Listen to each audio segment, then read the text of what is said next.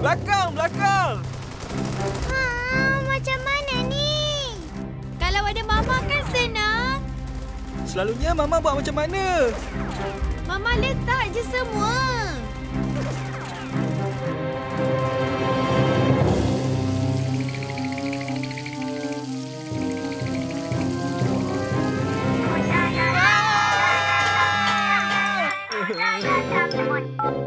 Semua okey ke? Mama!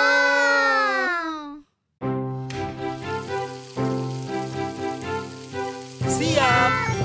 Hebatlah Mama. Okey tak? Nak Mama balik? Ish, okey je. Jangan risau. Sayang Mama. Bye.